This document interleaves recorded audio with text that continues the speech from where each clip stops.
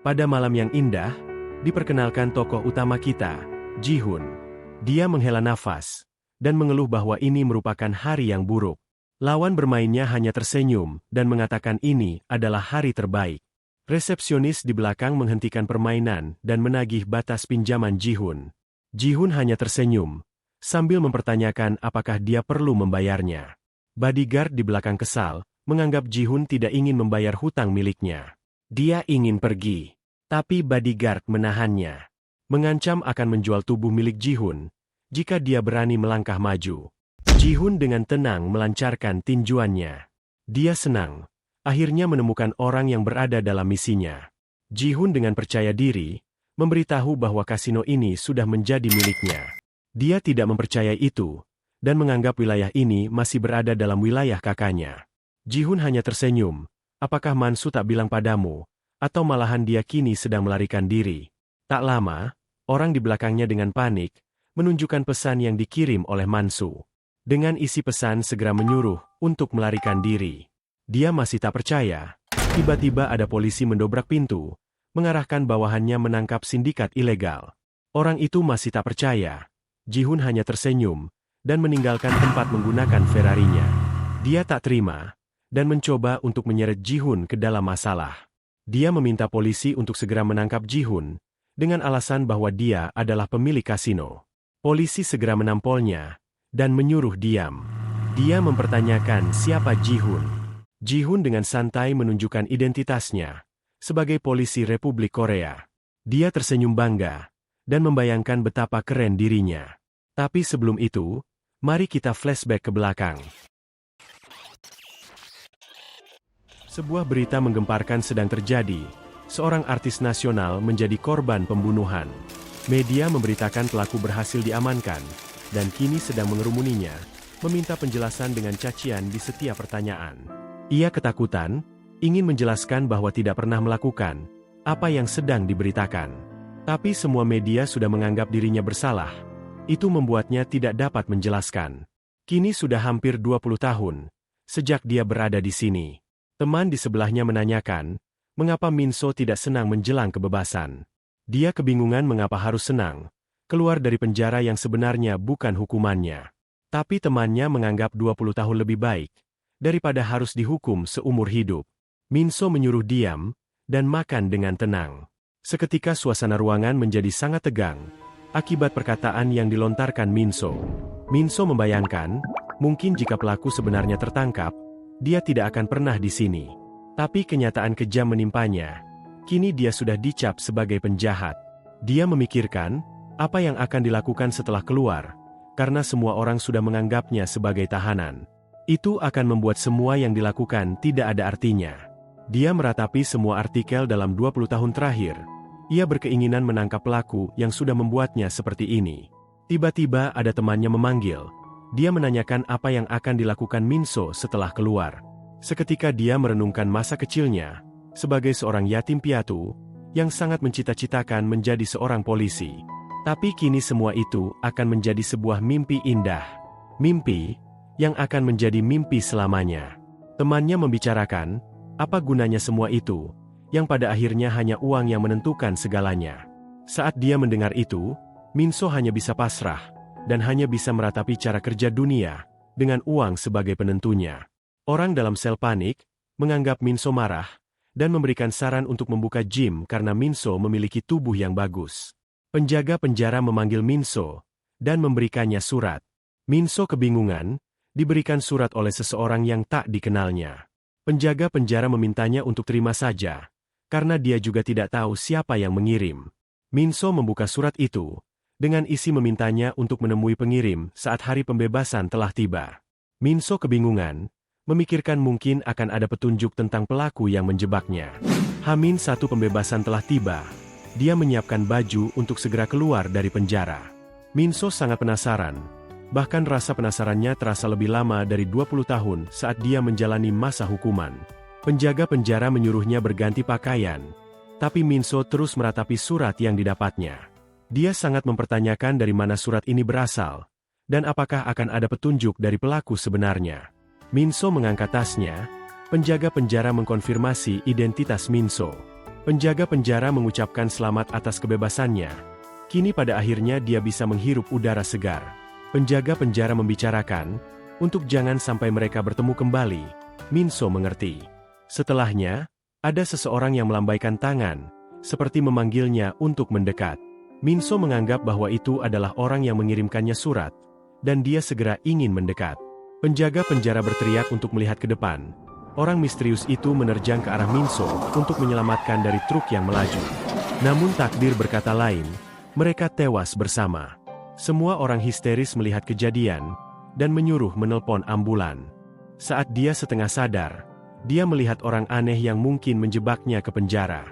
Namun, saat merasa sudah menemukan sedikit petunjuk, dia harus menerima keadaan, bahwa akan segera tiada. Tapi dia tidak terima atas takdir yang didapat. Dia tidak ingin semuanya berakhir seperti ini. Di saat yang bersamaan, ada banyak orang yang memanggilnya sebagai Tuan Muda Ji-hun. Banyak suara menanyakan keadaannya. Saat sadar Minso kebingungan. Mengapa dirinya dipanggil sebagai Tuan Muda Ji-hun? Tapi saat bangun dan melihat kaca, betapa terkejutnya dia atas tubuhnya saat ini. Dia ingin tidak percaya akan ini. Tapi ini benar-benar terjadi padanya. Minso menanyakan pada dokter, apakah dirinya bernama Ji-hun, dan dokter membenarkan itu. Dia bergumam, apa yang sebenarnya terjadi? Tubuh ini lumayan tampan, tapi yang lebih luar biasa, ini merupakan tubuh dari anak seorang pemimpin konglomerat, dari grup Goang. Sebelum Minso sadar, dia diperlihatkan kejadian tentang tubuh ini. Dia mengakhiri hidupnya, akibat ibu kandungnya tewas ditusuk oleh perampok. Supaya nggak bingung, mulai sekarang kita panggil Minso sebagai Ji-hun ya, mengikuti alur yang ada di cerita. Ji-hun menanyakan tahun berapa sekarang, dan berapa umurnya. Dokter menjawab sekarang berada pada 10, dan kini dia berumur 26 tahun. Ji-hun mengerti, ini merupakan 19 tahun sebelum dirinya ditangkap. Dokter menanyakan, apakah Ji-hun mengingat nama ayahnya? Ji-hun mengingatnya, dan menjawab dia adalah Go Dae-man. Tiba-tiba ada asisten Ji-hun menangis menanyakan keadaannya. Ji-hun refleks menjauh. Asistennya sedih karena menganggap Ji-hun melupakannya. Tiba-tiba pintu terbuka, dan ayah Ji-hun memasuki ruangan. Ji-hun bergumam, ini merupakan pertama kalinya dia melihatnya secara langsung. Dae-man menyuruh semua orang yang ada di ruangan untuk pergi sebentar. Semua orang dengan hormat mematuhinya. Ji-hun terkejut atas tekanan yang dikeluarkan dari tubuh ayahnya. Dae-man menampar Ji-hun. Dia sangat marah padanya. Tapi semarah-marahnya seorang ayah, masih terlihat raut sedih di matanya. Ia masih mengingat. Saat Ji-hun mengurung diri, dia masih percaya padanya. Percaya akan Ji-hun masih memikirkan tentang rencana untuk masa depannya. Tapi nyatanya tidak begitu. Kau malah ingin kabur dari semuanya, dengan memilih mengakhiri hidupmu sendiri. Jika kau ingin dianggap tidak ada, maka aku akan mengabulkan permintaanmu. Ji-hun panik. Dia baru saja berpindah tubuh, tapi sudah menghadapi masalah yang begitu besar. Ji-hun seketika terfikirkan sesuatu. Dia dengan tegas meminta maaf, dan ingin diberi satu kesempatan. Dae-man memintanya untuk jangan banyak bicara. Dia akan memberi kesempatan. Maka masuklah ke dalam perusahaan bersama kakakmu lainnya. Ji-hun hanya tersenyum. Dia tidak ingin masuk ke dalam perusahaan. Dia dengan percaya diri, menyebutkan akan menjadi seorang polisi. Direktur Kim menanyakan kemana tujuan selanjutnya. Dae-man meminta untuk pergi ke perusahaannya. Dia melihat ke arah luar kaca mobil, menanyakan kepada Kim, apakah dia pernah melihat Ji-hun tersenyum, dan Kim menjawab dia tak pernah melihatnya. Dae-man merenungkan, kapan dia terakhir kali melihat Ji-hun tersenyum. Kim menanyakan keadaan Dae-man, yang sepertinya sedang kurang sehat. Dae-man bertanya-tanya mengapa Ji-hun ingin mempersulit hidupnya, dengan menjadi seorang polisi. Dia meminta Kim untuk tidak membantu Ji-hun dalam keadaan apapun. Dia ingin melihat pembuktian dari Ji-hun bahwa ucapannya bukan bualan semata. Kim menanyakan Ji-hun, apakah dia benar-benar melupakannya. Ji-hun dengan sedikit canggung membenarkan itu. Kim sedih, mengira itu yang membuat Ji-hun berbicara formal padanya. Kim memperkenalkan dirinya sebagai seseorang yang tumbuh bersama Ji-hun sejak kecil. Dia merupakan orang kurang berada, tetapi ayah Ji-hun menolongnya dari banyak segi kondisi. Ji-hun membayangkan perlakuan yang baru saja dia dapat, tapi ternyata dia ayah yang baik. Kim menjelaskan pekerjaannya, sebagai seseorang yang membantu keseharian Ji-hun. Dari mengawal, menyupir, dan mengatur jadwal. Ji-hun mengartikan itu sebagai asistennya, yang bisa melakukan apa saja. Kim membenarkan itu, tetapi kini akan sulit, karena kartu Black Card milik Ji-hun telah disita. Dalam dunia nyata, Black Card merupakan sebuah kartu kredit, yang bisa digunakan tanpa batas. Tentunya kartu ini hanya bisa dimiliki oleh kalangan elit saja. Setelahnya Ji-hun mengecek artikel yang beredar, dia menemukan bahwa saat dia terlahir kembali, pelaku yang tertangkap berganti menjadi orang lain.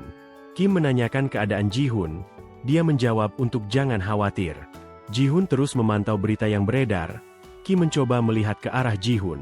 Betapa terkejutnya Kim melihat tatapannya. Ji-hun bertekad akan mengumpulkan informasi serupa dengan foto yang beredar. FBI itu orang yang sama dengan orang yang terakhir Ji-hun lihat waktu dia ditabrak. Ji-hun menghela nafas, karena korban sudah lebih dari 20 orang. Dia mengeluhkan bahwa tubuh ini sedikit lebih lemah. Dia meminta Kim membawa beberapa uang yang bisa dia bawa untuk sekarang. Ji-hun sangat ingin mengungkapkan pelaku bernama Swan itu. Untung saja di kehidupan sebelumnya, dia sudah membaca artikel tentang Swan. Kini mereka berada di area Dongsu. Ji-hun memberitahu bahwa area ini akan segera direnovasi. Kim menanyakan mengapa Ji-hun datang ke tempat ini. Ji-hun mengatakan ingin mencari seseorang. Sebentar lagi akan terjadi sebuah kasus yang tidak bisa terungkap. Tapi dengan pengetahuanku yang dulu, ini akan menjadi tugas yang mudah. Saat sedang berjalan, dia melihat tempat kerjanya dahulu. Sebuah toko pizza. Ji-hun memasuki toko. Pemilik toko menyambutnya, menanyakan ada keperluan apa. Ji-hun bertanya tentang orang bernama Min-so. Tak lama orang yang dibicarakan datang. Ji-hun bertanya, apakah dia tahu tentang kasus artis nasional yang terbunuh. Pemilik restoran mengetahui itu. Dia menjelaskan bahwa pelaku adalah seorang pegawai restoran Chinese. Ji-hun bergumam bahwa ini merupakan kasus yang sama sebelumnya, tetapi berada di tempat lain. Pemilik restoran menyuruh Min-so bekerja lebih keras, dan mengejek untuk jangan melakukan pembunuhan pada artis nasional. Ji-hun kesal, dia sudah merasakan itu saat masa bekerja bersamanya. Ji-hun menepuk pundak Min-so, menanyakan apakah pemilik restoran membayarnya dengan benar. Ji-hun memberikan cek sebesar 1 juta won, dan meminta untuk keluar dari pekerjaan ini. Min-so menerimanya dengan kebingungan. Ji-hun hanya tersenyum membayangkan mungkin ini akan merubah hidup milik Min-so. Min-so dengan hormat berterima kasih. Ji-hun tak mempermasalahkan itu dan pergi. Ji-hun sangat senang. Bahkan saat dia mengeluarkan 1 juta won, uang miliknya masih terasa banyak. Saat sedang bersenang-senang, ada seseorang meminta tolong. Ji-hun dengan tatapan serius, sudah menantikan hal ini. Seorang yang menjebak Ji-hun adalah orang yang terampil. Dia sangat berhati-hati. Bahkan korbannya, kini sudah mencapai lebih dari 30. Ji-hun mengecek area sekitar, menemukan hal janggal pada tempat sampah di sebuah rumah. Dia mencoba mendengarkan suara yang berasal dari dalam, dan menemukan ada keributan yang terjadi. Ji-hun segera mendobrak pintu. Orang itu menyadari kehadiran Ji-hun, dan segera menyerangnya. Ji-hun terkena sedikit luka dari serangan itu. Dia menganggap orang itu gila, karena berani menggunakan senjata tajam tanpa ragu. Ji-hun merasa dia masih bisa menangani ini, dengan pengalaman bertarung di kehidupan sebelumnya. Orang itu kembali menyerang, tapi Ji-hun dengan cepat menahan orang itu, dan membantingnya. Ji-hun menanyakan keadaan perempuan yang menjadi korban, mengabarkan akan menelpon polisi. Perempuan itu menghentikannya, meminta Ji-hun untuk jangan menelpon polisi. Ji-hun kebingungan, tetapi korban tetap bersikeras menolaknya. Dia mencoba tenang, menyalahkan dirinya tidak menutup jendela dan pintu dengan benar. Dia berjanji akan menutupnya dengan benar lain kali. Ji-hun merasa sangat kebingungan, mengapa seorang korban kekerasan menolak untuk melaporkan pada pihak berwenang. Ji-hun bergumam dia akan tetap melaporkan kasus yang ada. Korban berterima kasih atas pertolongan Ji-hun. Dia ingin pergi dan membawa pelaku, tetapi betapa terkejutnya melihat orang yang dia ikat sudah melarikan diri. Ji-hun kesal kehilangan pelaku yang diamankannya, tapi pelaku masih meninggalkan cutter yang dibawanya. Saat Kim sedang santai, Ji-hun segera membuka pintu, dan menyuruh untuk pergi ke pos polisi terdekat. Kim meminta penjelasan, tetapi Ji-hun ingin menjelaskannya nanti setelah sampai. Ji-hun menatap ke arah barang bukti yang tersisa. Dia semakin bertekad untuk menangkap pelaku yang ada. Suan kini sedang diberitakan, dan diberi pertanyaan, apakah ia akan berhenti melakukan tindakan kriminal. Suan hanya tersenyum, dia bergumam, itu tidak menyenangkan. Dia merupakan predator seksual, yang memiliki korban sebanyak 30 orang. Ji-hun yang menonton berita mengerti, orang itu tidak akan berhenti hanya dengan gertakan. Ji-hun kembali ke tempat di mana dia dipenjara, dia merasakan bahwa tempat ini masih terasa dingin. Detektif Kang sedang melihat rekaman video, tapi dia kesal karena CCTV tidak merekamnya dengan jelas. Ji-hun datang, menanyakan apakah benar ini divisi yang menangani kasus predator seksual. Kang membenarkan, Ji-hun memberikannya cutter dan menjelaskan itu merupakan barang bukti dari orang yang mencurigakan. Kang mencoba melihat barangnya, dia berterima kasih pada Ji-hun. Ji-hun menganggap itu sewajarnya, sebagai warga biasa. Kang kebingungan, mana ada warga biasa, ingin ikut campur dengan urusan seperti ini. Kang meminta kontak Ji-hun, dan Ji-hun memberikannya. Setelahnya ada teman Kang melaporkan, ada sesuatu yang aneh, pada kasus perampokan di toko perhiasan. Teman yang lainnya menanyakan ada masalah apa. Dia memberitahu bahwa DNA pelaku, sama dengan orang yang sedang dipenjara tahun lalu. Ji-hun mencoba menganalisis permasalahan yang ada, dan mengira-ngira mungkinkah kasus ini, merupakan kejahatan kembar identik. Ji-hun mencoba mengatakan pendapatnya, mungkin saja, kasus ini dilakukan oleh dua orang kembar. Ji-hun menjelaskan kronologinya, jika benar ini dilakukan oleh dua orang. Mungkin saat kembar pertama mendekam di penjara, bisa saja kembar kedua melakukan tindakan kriminal. Petugas itu masih ragu, karena kembar identik sangat langka, apalagi kejadiannya dalam kasus kejahatan. Tapi petugas yang lain menemukan kejanggalan itu, dan menyuruh mengecek kembali ke tempat kejadian.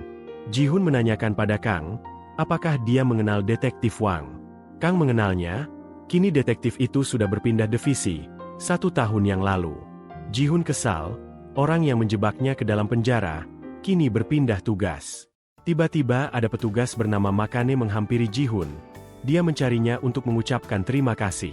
Makane memberikan kartu identitas, jika sekiranya Ji-hun sedang memerlukan bantuan. Ji-hun hanya tersenyum. Dia meninggalkan tempat itu dan mengatakan dia punya caranya sendiri. Kang yang melihatnya merasa aneh. Dia merasa akan sering bertemu Ji-hun ke depannya. Di dalam gedung, ada seseorang yang sedang memeriksa loker. Dia menemukan cek di dalamnya. Dia mempertanyakan, dari mana ini berasal. Ji-hun datang, dan menyapanya sebagai Houn. Dia terkejut, mempertanyakan dari mana Ji-hun mengetahui namanya. Ji-hun mencoba mengerjainya, dengan mengatakan dia lupa dari mana mengetahuinya. Houn mengancam, dia tidak akan bekerja untuknya jika tidak diberitahu. Ji-hun menyuruhnya mengecek baju miliknya, karena di situ terdapat name tag miliknya. Houn agak kesal, dia ingin pergi dan menyerahkan ceknya kembali pada Ji-hun. Saat Houn ingin pergi, Ji-hun tiba-tiba nyeletuk, mengatakan Houn bekerja demi ibunya. Houn merasa dirinya terancam. Ji-hun membayangkan pertama kali bertemu Houn. Saat dia masih SMP, dia sudah bisa menghasilkan sejumlah uang, dari meretas informasi seseorang, yang dia curigai melakukan kejahatan. Houn mencoba memberikan uang itu pada ibunya, tetapi bukan pujian yang didapat. Ia malah dituduh mendapatkan uang secara ilegal, dan diberikan hukuman cambukan oleh ibunya. Houn menangisi itu, dia sangat kecewa dan membakar uang yang didapatnya. Tapi Ji-hun masih percaya akan kejeniusannya. Dan juga Ji-hun tahu pasti dia masih menerima beberapa komisi. Houn merasa Ji-hun memiliki kemampuan untuk menyelidiki sesuatu. Tapi mengapa dia ingin bantuan darinya? Ji-hun memberitahu, bahwa dirinya tidak bisa menggunakan komputer. Dia mengganti topik. Ji-hun meminta Houn untuk mencari seseorang. Ji-hun percaya dia akan bangga, melakukan pekerjaan yang akan Ji-hun berikan. Houn tidak mengerti. Dia menanyakan apa yang dimaksud. Ji-hun menjelaskan, tugas yang akan diberikan Ji-hun kali ini, adalah untuk menyelamatkan nyawa seseorang. Kita dialihkan pada malam hari, di sebuah kapal pesiar. Orang-orang di dalam kapal sedang melakukan perayaan, atas pencapaian berhasil memajukan perekonomian negara. Acara dibuka, dengan semua orang melakukan bersulang. Ji-hun sebenarnya tidak ingin datang, tapi ayah Ji-hun memaksanya untuk datang. Ayah Ji-hun menjelaskan bahwa acara ini akan berpengaruh pada masa depan perusahaan. Ji-hun melihat sekitar, dia membayangkan seperti inikah acara pelantikan presiden yang baru. Kim tiba-tiba memberitahu Ji-hun, bahwa kakak keduanya berada di acara ini. Tak lama orang yang dibicarakan membuka suara. Dia senang, berpikir sudah mencapai tujuannya, untuk menjadi pewaris perusahaan. Tapi sepertinya sifatnya begitu buruk. Itu membuat banyak orang meragukannya. Ji-hun mendekatinya, meminta untuk menjaga sikap, karena dia akan menjadi pewaris dari perusahaan. Ji-hun kini mulai khawatir tentang masa depan perusahaan keluarganya, karena kakaknya terlihat begitu menyedihkan. Min-guk selaku kakak kedua Ji-hun begitu kesal, karena dirinya begitu diremehkan. Ji-hun menyiramnya menggunakan sebotol anggur, dan berbicara dia sudah lelah melihat tingkah lakunya.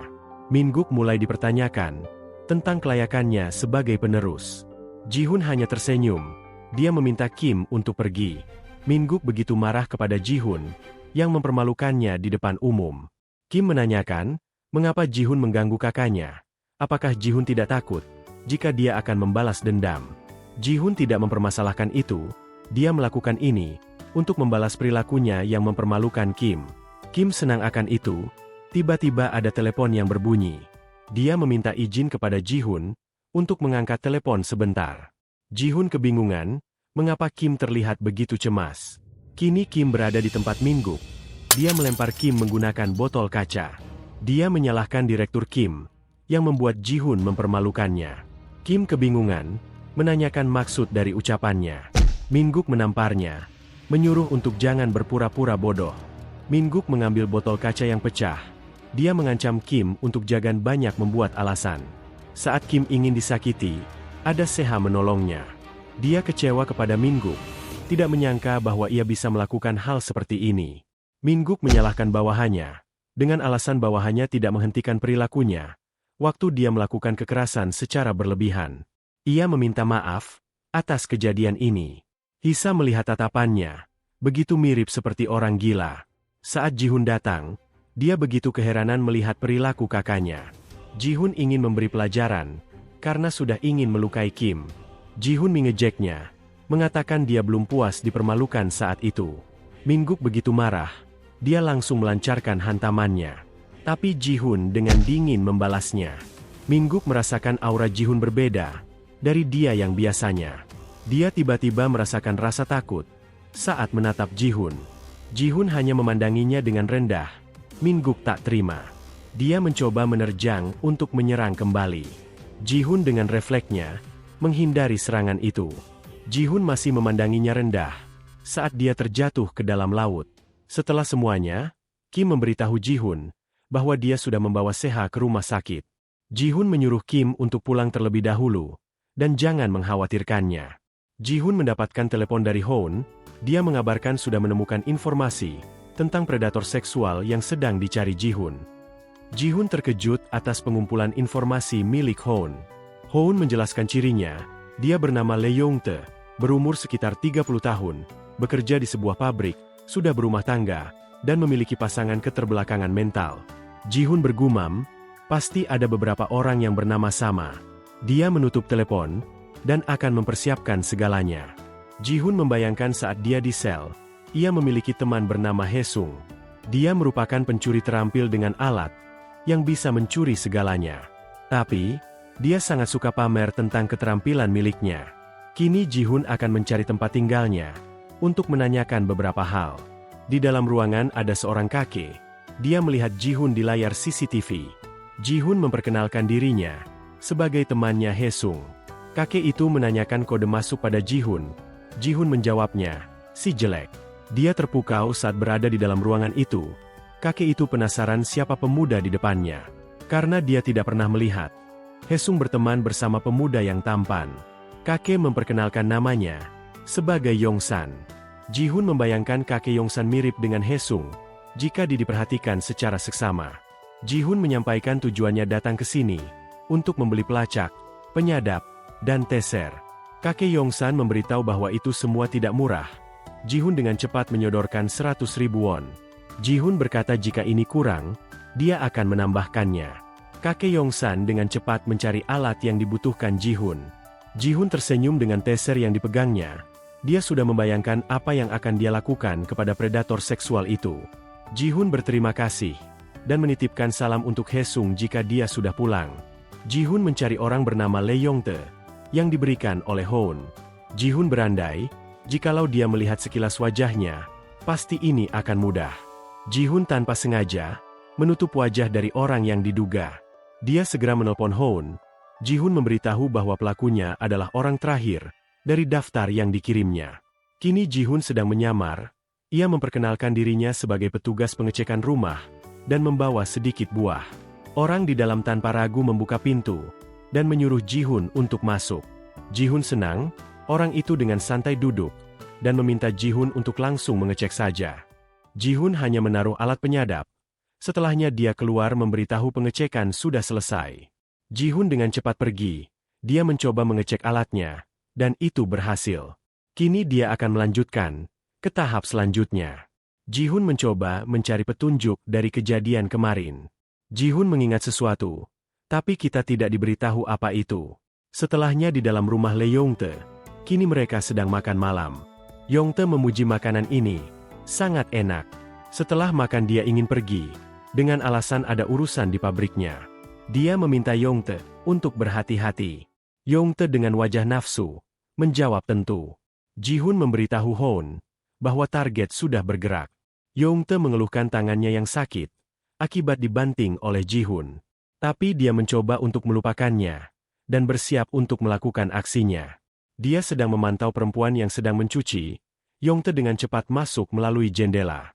Dia mencoba berbasa-basi, menanyakan mengapa dia belum tidur.